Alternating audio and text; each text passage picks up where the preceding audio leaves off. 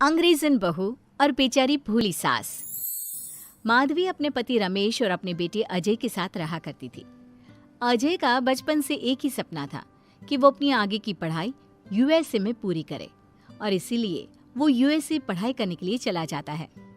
3 साल बाद जब वो अपनी पढ़ाई पूरी करके आता है तो अपने बेटे के आने की खुशी में माधवी उसकी पसंद के कई तरह के पकवान बनाती है और जब घर की डोरबेल बजती है तो माधवी अपने पति रमेश को कहती है, लगता है मेरा अजय आ गया है, आप यहीं बैठना, मैं दरवाजा खोलती हूँ। माधवी जल्दी से जाकर दरवाजा खोलती है तो दरवाजे पर अजय के साथ एक लड़की को देखकर वो अजय से पूछती है, ये कौन है बेटा? माँ, ये ग्रेटी है। हम दोनों यूएसए में साथ ही पढ़ते थे और अब ग्रेटी इस घर की बहू है। क्या बहू? अरे बेटा, तूने शादी कर ली और बताया भी नहीं। कम से कम अपनी माँ को बता तो देता कि तू अपने साथ इस घर की बहू लेकर आ रहा है। मैं बहू के आने की कुछ तैयारी तो कर लेती। कोई बात नहीं बहू, यहीं रुक, मैं अभी तेरे लिए पूजा की थाल लेकर आती हूँ। मॉम, आप अपनी ये फॉर्मेलिटीज बाद में पूरी कर लेना। I'm so tired right now. अच्छा डार्लिंग, अपना रूम कहाँ है?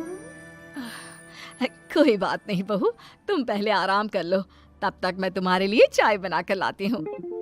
ग्रेटी अपनी सास की किसी भी बात का कोई जवाब नहीं देती और अपने रूम में जाकर सो जाती है।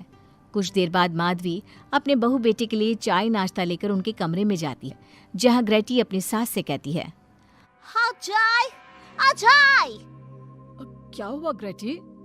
अपनी मॉम को बोलो कि अब ये जब भी हमारे कमरे में आए तो नॉक करके आए। आपसे मैं ऐसा ही करूंगी बहू।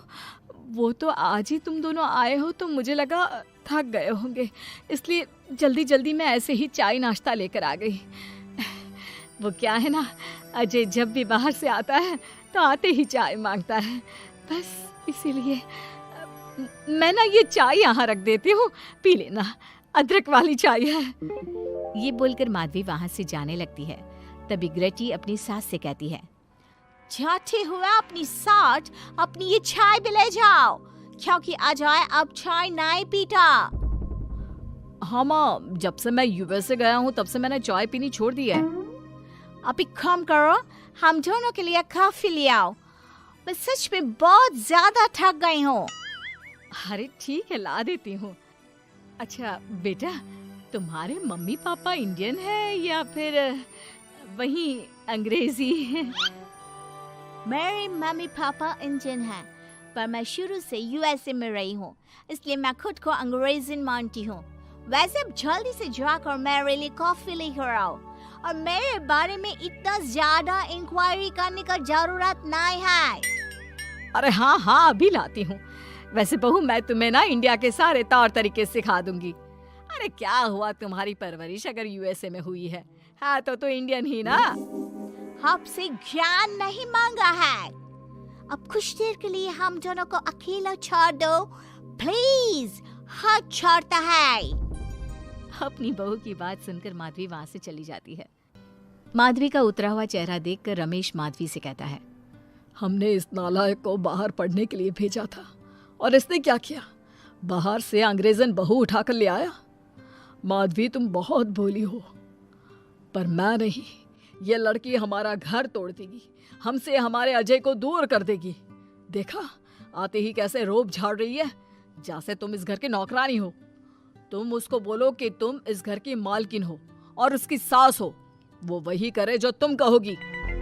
अरे आप बेकार में ही गुस्सा हो रहे हैं। बहू यूएसए की है, यहाँ नई नई आई है, उसको यहाँ के तौर तरीके नहीं पता और वो मुझे अपनी माँ मानती है, तभी तो अपने नखरे दिखा रही है। वैसे भी ना बहू बेटी दोनों बराबरी होती है। माधवी, कौन सी बेटी अपनी माँ से ऐसे बात करती है जैसे तुम्हारी बहू कर रही है? मैं बस तुम्हारे कहने पर चुप हूँ, वरना मैं अपने बहू बेटों को आज ही घर से निकाल देता।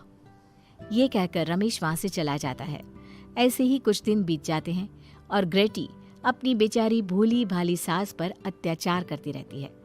ग्रेटी अपना सारा काम अपनी सास से करवाती और उसी को भला बुरा सुनाती। ऐसे ही एक दिन माधवी कपड़े धो रही होती है और ग्रेटी माधवी को सताने के लिए अपने सारे कपड़े लाकर उसे देती है और कहती है, मॉम्स, ये मेरे कुछ कपड़े हैं, जरा इन्हें भी धो दो। इतना बोलकर ग्रेटी तैयार होकर घर से जाने लगती है। तभी माधवी उससे कहती है, बहू, आज तुम्हारे ससुर के दोस्त के घर में एक छोटी सी पार्टी है। उन्होंने सहपरिवार बुलाया है। मैं चाहती हूँ कि तुम और अजय भी आज हमारे साथ वहाँ चलो और आज ना साड़ी पहनना। मॉम, अभी मैं क्लब जा रही हूँ, रात को मुझे टाइम मिलेगा तो आपके साथ चली जाऊंगी, पर साड़ी बारी नहीं पहनूंगी। ये कहकर ग्रेटी वहां से चली जाती है। शाम हो जाती है। सब ग्रेटी के घर आने का इंतजार करते हैं और इस वजह से कोई भी पार्टी में नहीं जा पाता। इंतजार करते करते रात के 12 बज जाते हैं। 12 बजे रात को ग्रेटी नशे की हालत में जख्मी घर आती है। अपनी बहू के सर और हाथ पर लगी चोट देखकर माधवी परेशान हो जाती है और जल्दी से फर्स्ट एड का बॉक्स लाकर अपनी बहू के सर पर पट्टी करती है। एक माँ की तरह प्यार करते हुए वो अपनी बहू से कहती है, बहू, तुझे चोट कैसे लग गई बेटा? मैं घर आ रही थी, एक बाइक वाले से मेरी टक्कर हो गई। कोई बात नहीं बेटा, कल सुबह होते ही तुझे अपने फैमिली डॉक्टर के पास ले जाऊंगी। अच्छा, अब तू ना आराम कर, मैं तेरे लिए अभी हल्दी वाला दूध लेकर आती हूँ। माधवी, मैंने तुम्हें पहले ही समझाया था, ये अंग्रेजन हमारे घर के लिए ठीक नहीं है, पर तुमने मेरी एक नहीं मानी। अब देख लो, आज इस अंग्रेजन बहू की वजह से सारे मोहल्ले में हमारी नाक कट गई है। आज सब हम पर हंसते हैं और ये सब कुछ तुम्हारी वजह से हुआ है, तुम्हारी छूट की वजह से हुआ है। ये कहकर रमेश अपने रूम में चला जाता है, पर माधवी अपनी बहू की पट्टी करके उसे उसके कमरे में जाकर सुला देती है। अगले दिन माधवी ग्रेटी को लेकर अपने फैमिली डॉक्टर के पास जाती है, जहां ग्रेटी देखती है कि उस डॉक्टर की बहू ने साड़ी पहनी है और एक संस्कारी बहू की तरह घर में पूजा पाठ करके अपने सास ससुर के पैर छूकर उनका सुबह सुबह आशीर्वाद लेती है। डॉक्टर की बहू को देखकर ग्रेटी को अपना बर्ताव याद आता है और उसे एहसास होता है कि वो अपनी भोली और मासूम सास के ऊपर कितना अत्याचार करती है, पर फिर भी माधवी सबसे लड़कर हमेशा उसका साथ देती है। ये सब देखकर ग्रेटी को पश्चाताप होता है और कुछ देर बाद वो दोनों दवाई लेकर घर आती है। जब माधवी ग्रेटी को दवाई खिलाने के लिए उसके पास जाती है तो, मॉम, मुझे माफ कर दीजिए, मैंने कभी भी आपके प्यार को नहीं समझा, आप पर इतना अत्याचार किया, आपकी बेइज्जती की, आपसे घर का सारा काम करवाया। आपने मुझे कितनी छूट दी, पर फिर भी मैं आपके साथ इतना बुरा करती थी।